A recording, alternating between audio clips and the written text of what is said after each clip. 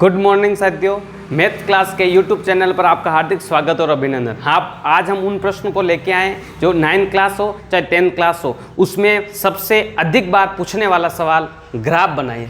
क्या प्रश्न आएगा? समीकरण से ग्राफ बनाइए। विद्यार्थी 9th क्लास से 10th क्लास जाता है या 8th क्लास से 9th क्लास में जाता है तो अक्सर उसको समस्या होती है कि ग्राफ बनाने के लिए हमको तो बिंदु की आवश्यकता होती है, पर समीकरण से ग्राफ कैसे बनाए। तो उस समस्याओं के समाधान के लिए आज हम इस वीडियो के साथ आपके समक्ष पेश हुए हैं। तो इस वीडियो में आप अंत तक बने रहिए। बहुत ही शॉर्ट ट्रिक के साथ आपको बड़ी सरलता से ये बताया जाएगा। तो आपको क्या करना है, सबसे पहले कोई भी क्वेश्चन आए x + y = 7 या क्वेश्चन ले रखा है, लेकिन आपको किसी भी प्रकार का क्वेश्चन आए, किसी भी प्रकार की समीकरण आए, तो आपको क्या करना है, सबसे पहले आपको लिखना पड़ेगा दिया गया है। क्या दिया गया है? जो दे रखा है उसको लिखो। दिया गया है, क्या दे रखा है? x + y = 7। फिर क्या करना है? ज्ञात करना है। क्या ज्ञात करना है वो लिखना पड़ेगा। तो आपको क्या ज्ञात करने के लिए कह रहा था? तो ग्राफ बनाओ, ये बात कह रहा था, ग्राफ बनाओ। ये करने के बाद अपने को क्या करना है? ग्राफ बनाने के लिए कह रहा है, ग्राफ बनाने के लिए अपने को क्या बिंदु की आवश्यकता होती है। तो समीकरण जो होती है ना, वो बिंदु बनाने की एक प्रकार की मशीन होती है। तो अपन उस मशीन को बनाने वाले तो उस समीकरण को वापस वैसी की वैसी लिखना है।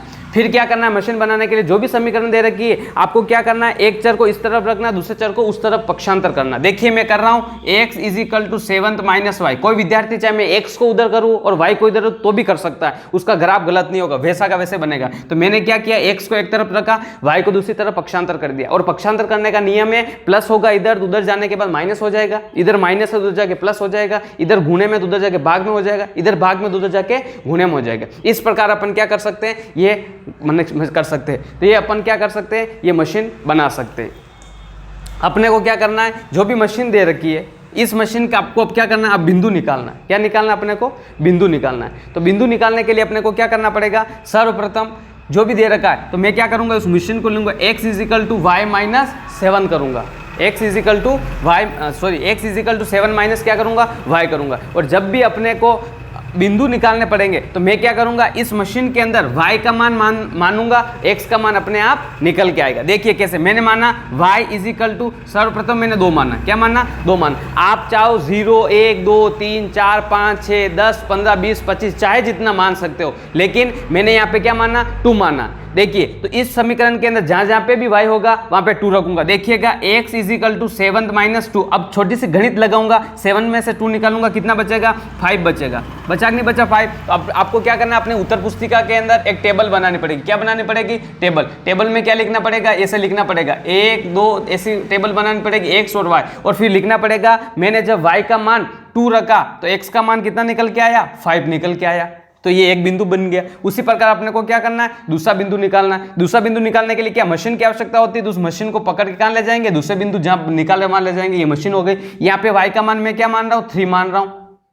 आप चाहो जो मान सकते हो। तो जहां जहां पे भी इस समीकरण के y होगा मैं क्या रखूंगा? 3 रखूंगा। अब छोटी सी गणित लगानी, x = 7 में से ये 3 जाएगा, कितना बचेगा? 4 जाएगा। तो आपको क्या लिखना पड़ेगा, जब मैंने y का मान 3 रखा तो 4 का मान x का मान कितना निकल के आया? 4 निकल के, यहाँ लिखूंगा 3 और 4। फिर 3 स्टेप में तीसरा बिंदु निकालना, मैं क्या करूंगा? उस मशीन को ले जाऊंगा, ये निकाल दी। फिर मैं क्या बनूंगा? y = मैं क्या मान सकता हूँ? 4 मान सकता हूँ। चाहो इतना मान सकते हो। तो x = 7 माइनस क्या करूंगा? 4 करूंगा। इसका मतलब x का मान कितना निकल के आएगा? 3 निकल गया है। तो मैं कहूंगा, जब मैंने y का मान 4 लिया तो x का मान कितना निकल गया है? 3। y का मान 4 लिया तो x का मान कितना निकल गया है? 3 निकल गया है। तो इस प्रकार अपने क्या हो गए? बिंदु हो गए। और इन बिंदु के नाम दे सकते हो, इसको p, इसको q और इसको क्या दे सकते हो? r दे सकते हो। तो इस बिंदु को निकालो। देखिएगा, p कोई घर है, इसके अंदर सदस्य कौन है? 5 और 2। q कोई घर है, उसके अंदर सदस्य कौन है? 4 और 3। आर कोई घर है, उसके अंदर कौन सदस्य? ये। और फिर ये आते आपको फीलिंग आ गई होगी कि 8th क्लास में तो इसी प्रकार बिंदु दिए जाते थे और अपन आसानी से क्या बना देते थे? ग्राफ बना देते थे। तो अपने परीक्षा के अंदर ऐसा ग्राफ दिया जाता था, 8th क्लास में ऐसा ग्राफ दिया जाता था। और ग्राफ के अंदर आपको पता है छोटे छोटे डिब्बे हुआ करते थे। तो कोई विद्यार्थी के मैं कितना बड़ा ग्राफ बनाऊं, तो आपको क्या करना, बिंदु को देख के लग रहा है कितने अंक, सबसे ज्यादा बड़ा अंक कौन सा है? तो 5 लग रहा है। तो अपने को क्या करना, 5 तक इधर लिखना, 5 तक इधर लिखना। देखिएगा 1 2 3 4 5, इधर भी 1 2 3 4 5, इधर भी 1 2 3 4 5 कर रहे। और इन ऐसे आपको तीर का निशान लगाना, ताकि इसको चाहे विद्यार्थी चाहे जितना बड़ा आगे बना सकता है, लेकिन अपने को जितनी आवश्यकता थी उतना लिख दिया। और आप यहाँ पे नंबरिंग कर दो, 1 2 3 4 5 6, बोले 1 2 3 4 5, यहाँ पे भी -1 -2 -3 -4, यहाँ पे भी -1 -2 -3 -4 -5। और इसको कहा जाता है एक्स अक्ष, इसको कहा जाता है वाई अक्ष, इसको कहा जाता है -x अक्ष, इसको कहा जाता है -y अक्ष। और आपको पता मूल बिंदु के निर्देशांक होते हैं 0,0, और आपको पता होना चाहिए इसका मान होता है फर्स्ट चतुर्थांश। क्या होता है? फर्स्ट चतुर्थांश। इसका मान होता है सेकंड चतुर्थांश।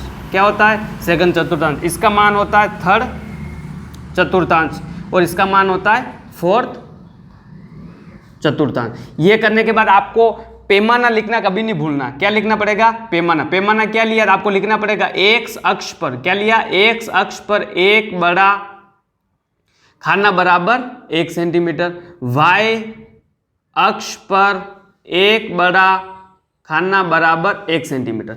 अगर आपने ये बिंदु नहीं निकाले और केवल बैठे बैठे आपने ग्राफ बना दिया तो भी आपको बोर्ड क्लास के अंदर लगभग 2 नंबर दिए जाएंगे। और ये इस कथा अगर 9 क्लास की होगी तो आपको वहां पे 3 या 4 नंबर दिए जाएंगे। ठीक है, तो अब अपन क्या करेंगे? अब बिंदु दर्शाएंगे। बिंदु क्या दे रखा है? P 5 और 2।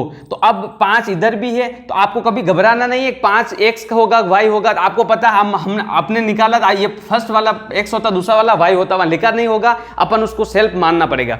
तो यहाँ पे 5 किधर है? पॉजिटिव इधर। फिर क्या दे रखा? 2 किधर है? इधर। तो यहाँ क्या करेंगे? इधर भी इधर से चलना प्रारंभ कर दे, इसका भी इधर से चलना प्रारंभ करते। ये कौन सा बिंदु आ गया? P बिंदु आ गया। क्या निर्देशांक है? 5,2 ऐसा लिखना पड़ेगा। फिर कौन सा है? दूसरा Q में क्या? 4 का है, ये 4, 3 का, ये 3। तो इसको 3 से चले, इधर भी 4 से चले। कौन सा बिंदु आया? Q बिंदु है। क्या निर्देशांक है? 4,3। इसी प्रकार तीसरा बिंदु निकालना, 3 का है, ये 3 दे रखा, 4 का है या 4 दे रखा, 4 से चलना प्रारंभ। ये कौन सा? R बिंदु प्राप्त हो गया। क्या निर्देशांक? 3,4 हो गया। फिर अपने को क्या करना है? इस प्रकार से एक रेखा बना देनी, बिंदु को क्या कर देना? मिला देना। मेरे यहाँ क्या ग्राफ नहीं है इसलिए आगे पीछे हो रहा है। अगर आप ग्राफ के अंदर दर्शाओगे तो बिल्कुल स्ट्रेट लाइन प्राप्त होगी। और स्ट्रेट लाइन प्राप्त क्या नाम है? x + y = 7। इस प्रकार आपका ग्राफ बन के तैयार हो जाता है। अगर आपने इस प्रकार का पूरा काम सिस्टमेटिक किया तो 9 क्लास में 10 में से 10 नंबर दिए जाएंगे, 10 क्लास में इसको 6 में से 6 नंबर दिए जाएंगे। कोई विद्यार्थी केवल इतना सा कर देता है और समय नहीं बचने के कारण ये नहीं करता है तो भी उसको इसका 3 नंबर या 4 नंबर दिया जाएगा। उसके बाद अगर आपने ये कर दिया तो इसका लगभग 2 नंबर दिए जाएंगे। और नंबर कटते कहाँ है? अगर आपने पैमाना नहीं लिखा तो आधा नंबर काट दिया जाएगा। इस प्रकार एक भले 9 क्लास हो, भले 10 क्लास हो, इस सवाल को पूरा इस प्रकार किया जाता है। तो ये सवाल अपन यही समाप्त करते हैं। अगली आशा और उम्मीद के साथ हम पुनः मिलेंगे। तब तक के लिए जय हिंद, जय भारत और जय राजस्थान।